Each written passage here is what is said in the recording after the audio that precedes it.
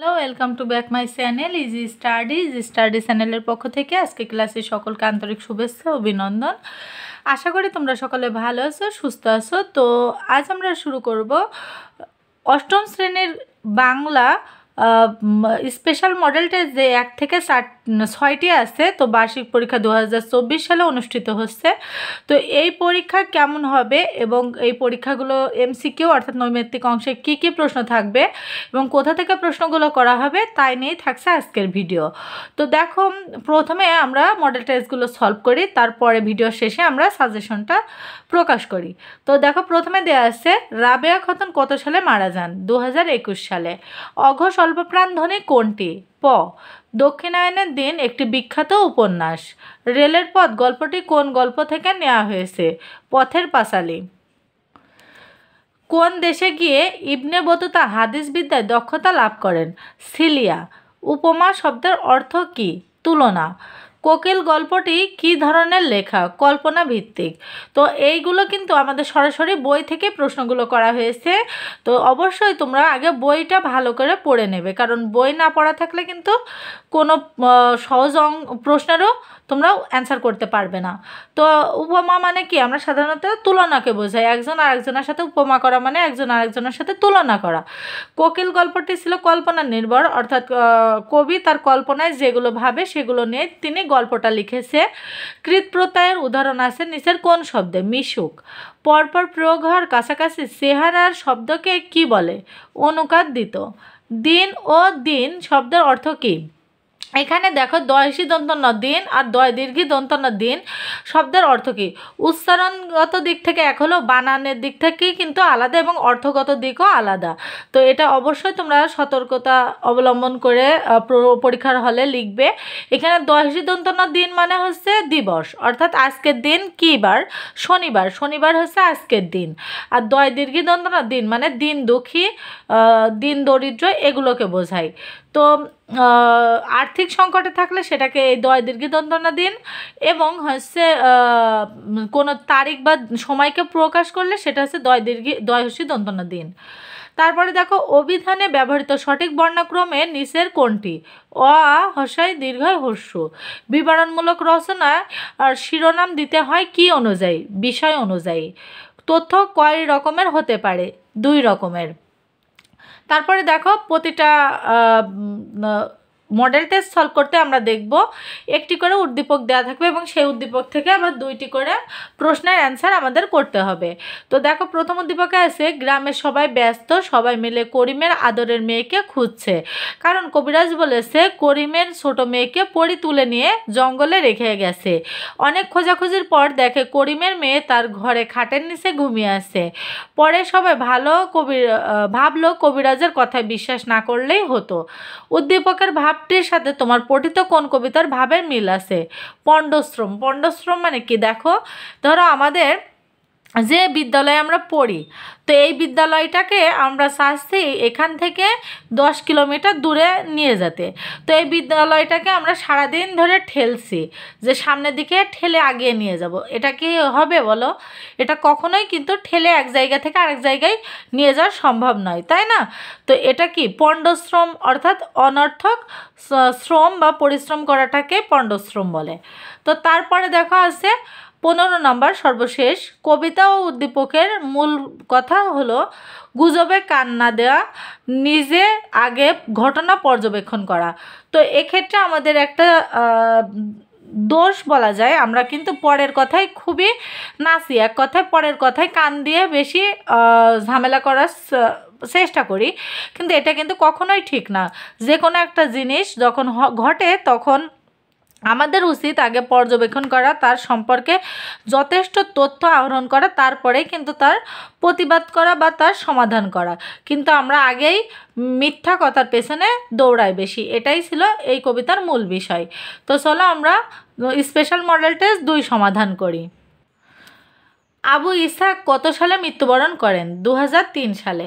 তার আগে আমি একটু বলতে চাই যে তোমাদের কিন্তু কবিতার বা গল্প যে কোনো অংশ থেকে বাংলার জন্য খুবই ইম্পর্টেন্ট হচ্ছে কবির জন্মসাল, মৃত্যুসাল, কবি যে কবিটা নিয়ে আমরা পড়বো, যেমন ধরো রবীন্দ্রনাথ ঠাকুর। তো রবীন্দ্রনাথ ঠাকুর আমাদের কি কবিতা লিখেছে, তার কতটি গল্প গ্রন্থ আছে, কতটি উপন্যাস আছে, তিনি কত সালে জন্মগ্রহণ করেন এবং কত সালে মৃত্যুবরণ করেন, এগুলো কিন্তু অবশ্যই আমাদেরকে জানতে হবে। যেমন এখানে দেখো আবু ইসাক, তো আবু ইসাক কত সালে জন্মগ্রহণ করেন, আবু ইসাক কত সালে মৃত্যুবরণ করেন এবং তার লেখা কয়েকটি বইয়ের নাম, এগুলো কিন্তু খুবই ইম্পর্টেন্ট। এমনকি এই টপিক থেকে প্রতি বছরই 2 থেকে 3টি প্রশ্ন হয়ে থাকে। তারপরে দেখো মধুমতি কী ধরনের রচনা? উপন্যাস। তোর ওপরে রাগ করতে পারি কথাটি কার? মায়ের। এটা আমাদের সরাসরি বই থেকে দেয়া। তারপরে দেখো নিচের কোন উপন্যাসটি শওকত আলীর? কুলাই কালস্রোত। মিনা ও রাজু 2 ভাই বোন, মিনা বড় আর রাজু ছোট। তারা দুজন একসাথে স্কুলে যায়। যাওয়ার পথে কারোর কোনো বিপদ হলে তারা সাহায্য করে। তারা দুজন জনগণকে পরিবেশের নানা বিষয় নিয়ে সচেতন করে তোলে। উদ্দীপকের মতো ভাই বোনের সম্পর্ক তোমার পঠিত কোন গল্পে রয়েছে? রেলের পথ। উদ্দীপকের সাথে সাদৃশ্য চরিত্রের অমিল রয়েছে চিন্তাভাবনা এবং প্রেক্ষাপটে। তাহলে অ্যান্সার হবে 1 ও 3। সূর্য পশ্চিম আকাশে গেলে কোন বৃক্ষের ছায়া দীর্ঘ হতো? জামরুল। ডক্টর মোহাম্মদ শহীদুল্লাহ কত খ্রিস্টাব্দে মৃত্যুবরণ করেন? 1969 খ্রিস্টাব্দে। কি বলা খুব মুশকিল? কবিতা কাকে বলে? কলের কোকিল কতবার এই একই গত গাইল, তার ক্লান্ত হলো না? 32 বার। মানুষ কেবল কার স্বার্থ নিয়ে থাকতে পারে না? নিজের। রবীন্দ্রনাথ ঠাকুর কত সালে মৃত্যুবরণ করেন? 1961 সালে। দেখো এটা কিন্তু এই একটা মডেল টেস্ট সলভ করতে যেয়ে আমরা কিন্তু 4টি প্রশ্ন পেয়েছি, যে 4টি প্রশ্নে কবি নিয়ে লেখা, অর্থাৎ কবি কত সালে জন্মগ্রহণ, কত সালে মৃত্যুবরণ, কবির লেখা কবিতা বা বইয়ের নাম। দেখো তাহলে এটা কত ইম্পর্টেন্ট একটা টপিক। তারপরে দেখো উদ্দেশ্য বা বিধায়ের সঙ্গে যুক্ত শব্দকে কি বলে? প্রসারক। দেশ ও দেশ এর অর্থ কোনটি? দেখো এটাও কিন্তু সেমই, দিন আর দিনের মতো। এখানে দেশ মানে কি? একটা রাজ্যকে বোঝায়। যেমন ধরো বাংলাদেশ, ভারত, চীন, জাপান, এগুলো কি একটা রাজ্যকে বোঝায়। তারপরে এই যে দয় বয় একে পেট কাটা মূর্ধন্য ষ, এটা হচ্ছে দেশ মানে হিংসা, হিংসা দেশ, বিষাদ, বিবাদ, এগুলোকে বোঝায়। তারপরে দেখো নিচের কোনটি শুদ্ধ বানান? তো শুদ্ধ বানানের ক্ষেত্রে একটা বিষয় তোমরা খুবই লক্ষ্য করবে, যখন পরীক্ষার হলে দেখবে শুদ্ধ বানান থেকে কোনো প্রশ্ন এসেছে, মনে হবে সবগুলোই যেন সঠিক উত্তর, কিন্তু কোনো না কোনো একটা আকার, ওকার, হর্ষিকার, দীর্ঘিকারের ভুল থাকেই। যেমন এখানে দেখো বর্গে জয়াকার তয় দীর্ঘ, এটা জাতি, আবার এখানে বর্গে জয়াকার তালবর তয় হর্ষি জাতি।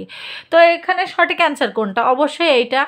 তো এই টপিকের টিক অ্যান্সার করতে গেলে অবশ্যই খেয়াল করে টিকটা দেবেন। তারপরে এখানে দেখো আমাদের 2 নম্বর মডেল টেস্ট কমপ্লিট। এখন আমরা 3 নম্বর মডেল টেস্ট সলভ করব। 3 নম্বরে দেখো প্রতিকৃতির সমার্থক শব্দ কোনটি? প্রতিমূর্তি। সারণী অর্থ কী? তালিকা। ভোরের বাতাসে কিসের পাতা ঝরছে? কাঁঠাল পাতা। কে বৈঠকখানার বারান্দায় বসে সিগারেট ফুঁকছে? ইউসুফ। গল্প শোনার সময় কার ঘুম ধরে যায় বা কে হাই তোলে? আন্না। পাগল ছেলে কথাটি দ্বারা ছেলের প্রতি মায়ের কি প্রকাশ পেয়েছে? আদর। এখানে দেখো অনেকে কিন্তু তিরস্কার দেবে যে পাগল ছেলে, এটা হয়তো তিরস্কার হবে, কিন্তু এই প্রশ্নটা একটু ভালো করে বিবেচনা করে দেখো। পাগল ছেলে, এটা পাগল মেয়ে, পাগল ছেলে, এটা কিন্তু আমাদের বাবা মারা প্রতিনিয়ত আমাদের বলে থাকে, আর এটা দ্বারা তাদের আদর প্রকাশ পাচ্ছে, স্নেহ প্রকাশ পাচ্ছে। তিরস্কার মানে কি? তিরস্কার মানে হচ্ছে হাস্য উপহাস করা বা তাকে নিয়ে মজা করা, কিন্তু বাবা মা কিন্তু কোনো সন্তানকে নিয়ে কখনোই হাসি তামাশা বা মজা করবে না, তাই না? তাই অবশ্যই এটার উত্তর হবে আদর। তারপরে দেখো যুদ্ধ কখনোই শান্তির ছিল না। যুদ্ধের বিনিময়ে স্বাধীনতা অর্জন তো হয়েছে ঠিকই, কিন্তু অনেককে হারাতে হয়েছে অনেক কিছু। এমন অনেকেই আছে যারা হয়েছিল বাস্তুহারা। নিরাপদ আশ্রয়ের জন্য মানুষ নিজের বাড়ি ছেড়ে অন্যত্র গমন করেছে। উদ্দীপকের ভাবটি তোমার পঠিত কোন রচনায় ফুটে উঠেছে? যাত্রা। উদ্দীপকের ভাবের সাথে সাদৃশ্যপূর্ণ হলো হুড়োহুড়ি করে নৌকায় ওঠা, কারোর পেছনে না তাকানো। 1 ও 2। তারপরে দেখো বিভূতিভূষণ বন্দ্যোপাধ্যায় কত সালে মৃত্যুবরণ করেন? 1950 সালে। 50 সালে। কোন গাছের পাতা হাওয়ায় দুলতো? নারিকেল। নারিকেল। ইবনে বতুতা কোন দেশে জন্মগ্রহণ করেন? মরক্কো। কোনটি 2-3 বার পড়লে আর ভোলা যায় না? কবিতা। সাধারণত দেখবা গল্প কিন্তু আমরা মজার ছলে পড়ি, তাই না? যেমন গল্প পড়লেও কিন্তু অনেক দিন মনে থাকে। তারপরও কবিতা হচ্ছে ছন্দ, আমরা সাধারণত সব কিছু থেকে ছন্দটা বেশি মনে রাখি। তো দেখো, এখন অনেক ছোটোবেলায় আমরা একটা কবিতা পড়েছিলাম যে হাট্টি মাটিম টিম তারা মাঠে পাড়ে ডিম। এটা কিন্তু আমরা জীবনের শেষ দিন পর্যন্ত ভুলতে পারবো না, তাই না? কারণ অনেক ছোট থেকে এটা মজার ছলে আমরা পড়ে আসছি। তারপরে এই যে ছোট ছোট কবিতাগুলো যেগুলো আছে সেগুলোও আমরা ভুলতে পারি না, তাই এখানে অ্যান্সারটা হচ্ছে কবিতা। তারপরে দেখো, কোকিল গল্পে কিসের কল কবজা খারাপ হয়ে গেছে? কলের, কোকিলের। তারপরে দেখো, দৈনিক শব্দের প্রত্যয় বিন্যাস কোনটি? দিন যুক্ত ইক। দিন যুক্ত ইক। তারপর শব্দ দিতে শব্দ কত প্রকার? 3 প্রকার। তো এই ছিল আমাদের 3 নম্বর মডেল টেস্ট। তো চলো আমরা 4 নম্বর মডেল টেস্টটা সমাধান দেখে আসি। 4 নম্বর মডেলে দেখো, প্রথমে উদ্দীপক দিয়ে শুরু হয়েছে। রহিম বল খেলে, আমি ভোরবেলা গান গাই। একটি বাক্যে প্রধানত কয়টি অংশ থাকে? 2টি। উদ্দীপকে 1 ও 2 নম্বর বাক্যের ক্ষেত্রে 2 নম্বর বাক্যে গান গায় বিধায় এবং প্রথম 1 নম্বর বাক্যে রহিম উদ্দেশ্য। তো আমরা যাকে কিছু বলি তাকে কি বলা হয়? উদ্দেশ্য করে বলা। তো এটা আমরা বিধায় আর উদ্দেশ্য আমরা বইয়ে যখন পড়েছি তখন খুব ভালোভাবে আমরা সলভ করেছি। তারপরে দেখো, সজ্জা। সজ্জা শব্দের অর্থ, সজ্জা আর এই আরেকটা সজ্জা আছে, তো এই 2টা শব্দের অর্থ কি? প্রথম সজ্জা তালবস্য দিয়ে থাকলে আমরা কি বিছনা কি বলি? বিছনা সজ্জা হয়ে গেছে, বা সে শয্যাপ্রায়, মৃত্যু শয্যাপ্রায়। তার মানে কি? সে বিছানাগত হয়ে গিয়েছে, সে কাজ করতে পারে না, চলাফেরা করতে পারে না, এটাকে বা অসুস্থতাকে বোঝায়। আর আবার কি ফুলসজ্জা আছে, যেমন ফুলসজ্জা কি? এটাও দ্বারা আমাদের বিছানাকে সাজানো বলে না? তারপরে এই যে দন্তস্বদে যে সজ্জাটা, এটা কিন্তু সাজসজ্জা। আমরা দেখে থাকবো বিভিন্ন পার্লারের সামনে বা সেলুনের সামনে সাজসজ্জা লেখা থাকে, তাহলে কি এই সজ্জা মানে সাজ? তাই এটাই হবে সঠিক অ্যান্সার। তারপরে দেখো, এইটারই একটু ঘুরিয়ে পেঁচিয়ে দিয়েছে। দেখো, এই সাজটা আগে দিয়েছে, আবার এই বিছানাটা পরে দিয়েছে। তো তোমরা কিন্তু এই টিকগুলো দেওয়ার সময় অনেক সতর্কতা অবলম্বন করবে। যার যেইটা অ্যান্সার সেই সময় সেই অ্যান্সারটাই দেবে, একটু আগে পিছিয়ে দিলেও কিন্তু সেটা ভুল বলে প্রমাণিত হবে। তারপরে দেখো দেয়া আছে, কোন ভাষায় শব্দের সুনির্দিষ্ট বানান অনুসরণ করতে হয়? লিখিত। লিখিত ভাষায়, কারণ আমরা যখন একটা কোনো কিছু লিখি তখন কিন্তু বানানটা খুবই স্পষ্ট হতে হয়। তো আমরা যখন একটা কথা বলি, ধরো আমি তোমাদের সাথে এই যে কথাগুলো বলছি, এখানে তো আমি বানান করে করে বলছি না, তাই না? তো তাহলে শব্দের সুনির্দিষ্ট বানান অনুসরণ করতে হয়, অবশ্যই এটা লিখিত হবে। তারপরে দেখো, উপলব্ধি শব্দের অর্থ কী? অনুভূতি। অনুভূতি অর্থাৎ আমরা উপলব্ধি করতে পারছি কিছুদিন পরে আমাদের বার্ষিক পরীক্ষা অনুষ্ঠিত হচ্ছে, এটা কি আমরা অনুভব করতে পারছি না? তো এটা তো আমাদের অনুভূতিই হবে। তারপরে দেখো, জীবনানন্দ দাশের জন্মসাল কোনটি? 1899। তো 1899 সালেই কিন্তু আরও একটি কবি জন্মগ্রহণ করেছিল। তো এই কবিটার নাম যদি তোমরা জানো তাহলে অবশ্যই কমেন্ট করে জানিও, আমি দেখব কে কে সঠিক উত্তরটা দিতে পারো। তারপরে দেখো, আনোয়ারা সৈয়দ হক কত সালে জন্মগ্রহণ করেন? 1940 সালে। অপারেশন কদমতলী কী ধরনের রচনা? গল্প। দাওয়া বলতে কি বোঝানো হয়েছে? বারান্দা। আমরা এখন যেটা বারান্দা বলি বা বেলকনি বলি সেটাকেই কিন্তু আগেকার মানুষ দাওয়া বলতো। তারপরে দেখো, যাত্রা গল্পের লেখকের বর্ণনা কোন রীতির? চলিত রীতি। রেলের পথ গল্পটি কোন রীতিতে লেখা? সাধু রীতি। প্রিন্স দ্বারকানাথ ঠাকুরের পিতামহের নাম কি? নীলমণি ঠাকুর। নীলমণি ঠাকুর। মক্কা শরীফে তিনি কত বছর থাকেন? 2 বছর। তারপরে দেখো, কত নদী সরোবর হুমায়ুন আজাদের কি জাতীয় রচনা? ভাষা বিষয়ক। হ্যান্স অ্যান্ডারসন কোন দেশের লেখক? ডেনমার্কের। তো আমরা 4 মডেল টেস্ট শেষ করলাম, এবার আমরা 5 মডেল টেস্ট দেখব। পাঁচ মডেল টেস্টেরও প্রথমে উদ্দীপক দেওয়া আছে চোখে মুখে বিষাদ সিন্ধু কানাকানি। উদ্দীপকে উল্লেখিত শব্দ তিনটি কোন প্রক্রিয়ায় গঠিত হয়েছে? সমাস। উক্ত প্রক্রিয়ায় বৈশিষ্ট্য হলো উভয় অংশের অর্থ থাকে, দুই বা ততোধিক শব্দ মিলে এক শব্দ হয়, দুই শব্দকে বলা হয় সমস্ত পদ। তো এইগুলো তিনটি হবে সঠিক অ্যান্সার। অভিন্ন বা সামান্য পরিবর্তিত চেহারায় কোনো শব্দ পরপর দুইবার ব্যবহৃত হলে তাকে কি বলে? শব্দদ্বিত। জনি বই পড়ে, এই বাক্যে বই পড়ে হলো বিধেয়। তারপরে দেখো নারী ও নারী শব্দের অর্থ কী। তো এখানে দন্তন্য একার রয় দীর্ঘী। নারী হচ্ছে স্ত্রীবাচক বাক্য, যেমন রমণী, মহিলা, এদেরকে বোঝায় নারী। আর এখানে দন্তন্য একার রয় দীর্ঘী, দন্তন্য একার রয়সী নারী মানে হচ্ছে শিরা। এখানে শিরা উপশিরাকে বোঝাইছে। তোমরা অনেকেই দেখে থাকবে, যদি আমরা ডাক্তারের কাছে যাই, এখানে আমাদের হাত দিয়ে নাড়ি চেক করা হয়, তো এটাকেই কিন্তু এই শিরা, এইখানে যে শিরাটা অবস্থিত তাকেই কিন্তু নারী বলা হয়।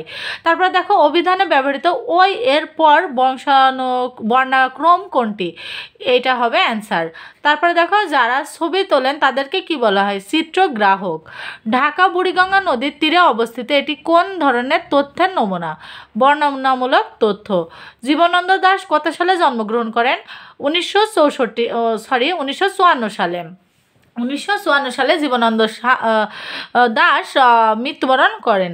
নিচের কোনটি আবু ইসাকের রচনা নয়? পদ্মপাড়ের গাথা। এই টিকটা যদি তোমাদের সঠিক অ্যান্সার দিতে হয় তাহলে কতগুলো জিনিস মনে রাখতে হবে। দেখো এই যে তিনটে তার যে রচনায়, এই তিনটে রচনা তারই কিনা এটাও কিন্তু তোমাদের মনে রাখতে হবে, না হলে তোমরা সঠিক অ্যান্সারটি দিতে পারবে না। এখন ধরো আমরা বললাম যে বাংলাদেশের কবি কোনটা কোনটা, তো এখানে চারটি অপশন দিলাম, যে মাইকেল মধুসূদন দত্ত, তারপরে কাজী নজরুল ইসলাম, রবীন্দ্রনাথ ঠাকুর এবং আবু ইসাক। তো এখানে আমরা যদি চারটেই জানি যে এই চারটে আমাদের বাংলাদেশের কবি, তাহলে কিন্তু আমরা সঠিক অ্যান্সারটা ইজি দিতে পারবো, তাই না? তো এই যে সঠিক নয় বা সঠিক, এই ধরনের অ্যান্সারগুলো দিতে হলে কিন্তু এই যে আমাদের এমসিকিউতে যে কয়টি অপশান থাকে সব কয়টি অপশান সম্পর্কে আমাদের ধারণা থাকতে হয়। তারপরে দেখো বনে জঙ্গলে থেকে যে যুদ্ধ করা হয় তাকে কি বলা হয়? গেরিলা যুদ্ধ। মাগো ওরা বলে কবিতাটি কোন বিষয়ের ওপর ভিত্তি করে লেখা? ভাষা আন্দোলন। প্রদেশে প্রাকৃত জন কি ধরনের রচনা? উপন্যাস। আমি রেলগাড়ি দেখব বাবা কথাটি কে বলেছিল? অপু। বাংলা লেখার নিয়মকানুন গ্রন্থটির রচয়িতা কে? হায়াত মাহমুদ। তারপরে দেখো সর্বশেষ যে মডেল টেস্টটা সেটা আমরা সমাধান করব। এখানে দেখো রাশিয়ার উত্তর অংশকে কি নামে অভিহিত করা হতো? বুলগার। কবিতা পড়লে মন কি করে? নেচে ওঠে। তারপরে দেখো এখানে একটা উদ্দীপক আছে, উদ্দীপকটা আমরা পড়ব। সাহিত্য হলো ব্যক্তি জীবনের ভাবনার প্রকাশ। এখানে বাস্তবনিষ্ঠ লেখা যেমন থাকে তেমনই থাকে সাহিত্যিকের মনের কল্পনা। লেখক তার মনের কল্পনাকে লেখায় এমনভাবে তুলে ধরেন মনে হয় বাস্তব। উদ্দীপকে কোন ধরনের লেখাকে ইঙ্গিত করা হয়েছে? কল্পনা নির্ভর লেখা। ইঙ্গিতবহ লেখার বৈশিষ্ট্য হলো অবাস্তব ঘটনা থাকে আর লেখকের চিন্তাশক্তি প্রকাশ থাকে। তাহলে 1 ও 3 হচ্ছে সঠিক অ্যান্সার। তারপরে দেখো ক্রিয়ার মূলকে কি বলে? ধাতু। কোনটি অনুকার দিত? ঘট্টর। জনি বই পড়ে, এই বাক্যে জনি হলো উদ্দেশ্য। শব্দের বর্ণের বিন্যাসকে কি বলে? বানান। নিচের কোনটি জীবনানন্দ দাশের কাব্যগ্রন্থ? ধূসর পাণ্ডুলিপি। মুক্তিযোদ্ধারা কার মৃতদেহের মুখে ঘৃণা থুতু ছিটায়? পাক বাহিনীর। কারা আগে থেকে বিপদ আপদ টের পায় বা বুঝতে পারে? বোবা জানোয়ার। তো বোবা জানোয়ার এটা কেন হলো আমি একটু বিশ্লেষণ করি। ধরো এখানে কুকুর, একটা কুকুর আছে, তো এই কুকুরটা কিন্তু তার ঠিক 20 কিলোমিটার বা অনেক দূর পর্যন্ত সে কোনো একটা খাবারের যদি থাকে সেই খাবারটার গন্ধও কিন্তু তার নাকে চলে আসে। আবার ধরো কোনো একটি আমাদের যে গবেষণা কাজের জন্য কিন্তু পুলিশ কনস্টেবলরাও এই কুকুরকে ব্যবহার করে থাকে। যেমন এরা অনেক দূর থেকেই বুঝতে পারে যে ওখানকারের পরিস্থিতি, যেমন রক্তের গন্ধ বা খাবারের গন্ধ বা কোনো একটা সমস্যা হলে তারা কিন্তু আগে বুঝতে পারে। তো এই জন্য দেখবা যারা গ্রাম অঞ্চলে আছো বা শহরে আছো তাদের প্রতিটা বাসায় কিন্তু একটি করে কুকুর পোষা হয়। এই বিপদ আপদ যারা আগে থেকে তারা বুঝতে পারে বা তারা বাড়িটাকে সেফটি দেয়। তো এটাই আর কি বোবা জানোয়ারদের এই জন্য বলা হয়েছে, যারা কথা বলতে পারে না কিন্তু আমাদের প্রতিনিয়ত অনেক উপকার করে থাকে। তারপরে দেখো আবু জাফর ওবায়দুল্লাহর মৃত্যু কত সাল? 2001। উঁচু পাহাড়ের উপর দাঁড়িয়ে কে বুক ভরে নিঃশ্বাস নেয়? হাসান। রেলের রাস্তা দেখা কথা কে বলল? দিদি। 1343 খ্রিস্টাব্দে কিসের চড়ে তিনি মালদ্বীপ উপস্থিত হন? জাহাজে। তো এই ছিল আজকে আমাদের যে বাংলা আর 6টি মডেল টেস্ট। 6টি মডেল টেস্টটি একসাথে আমি সমাধান করে দিলাম এমসিকিউ অংশটা। তো এখান থেকে তোমাদের কম করে হলো 15টার ভিতরে তোমাদের 8 থেকে 9টি টিক কিন্তু এখান থেকে সরাসরি কমন পাওয়ার একটা প্রবণতা আছে। আর মূলত তোমাদের এখান থেকে সঠিক অ্যান্সারটা বা হুবহু প্রশ্নটা কমন না আসলেও এখান থেকে টপিক কিন্তু কমন আসবে। এখন টপিকটা কি জানি সেটা আমি তোমাদেরকে বলি। ধরো এই যে আমরা 6টি মডেল টেস্ট সলভ করলাম, 6টি মডেল টেস্ট সলভ করতে গেলেই কিন্তু আমরা একটা জিনিস বুঝতে পেরেছি যে কবির জীবনী বা কবির জন্মসাল, মৃত্যুসাল, কবির লেখা বইয়ের নাম, এই 2-3টা বিষয় থেকে কিন্তু খুবই প্রশ্ন এসেছে। এমনকি প্রতিটা মডেল টেস্টে 2 থেকে 3টি করে টিক এসেছে। তারপরে ওই যে শব্দের অর্থ, যেমন নারী, তারপরে দিন, তারপরে হচ্ছে আরও আমাদের অনেকগুলো শব্দ ছিল, সেই শব্দগুলো থেকেও কিন্তু আমাদের প্রতিটা মডেল টেস্টেই 2টি করে 1টি করে টিক দিয়ে দিয়েছে। তো এইগুলোই আর কি আমরা যদি একটু পড়ি। তারপর রেলের গাড়ি, যাত্রা, তারপর অনুকার্দিত ক্রিয়া, বিধয়, উদ্দেশ্য, এগুলো থেকেও কিন্তু আমাদের প্রতিনিয়ত প্রশ্ন এসেছে। তো এই টপিকগুলোই যদি আমরা একটু ভালোভাবে সলভ করি তাহলে কিন্তু আমরা 15টা এমসিকিউ সুন্দরভাবে অ্যান্সার করে আসতে পারবো, সঠিক অ্যান্সারটা। তো আজকের ভিডিও তোমাদের কেমন লেগেছে অবশ্যই কমেন্ট করে জানিও। আর ভিডিওটা তো যদি তোমাদের ভালো লেগে থাকে চ্যানেলটাকে সাবস্ক্রাইব করো। আর এ ধরনের ভিডিও আরও পেতে কোন কোন সাবজেক্টের উপর ভিডিও চাও অবশ্যই কমেন্ট করে জানিও। আজকের মতো এখানে বিদায় নিচ্ছি, ধন্যবাদ সকলকে।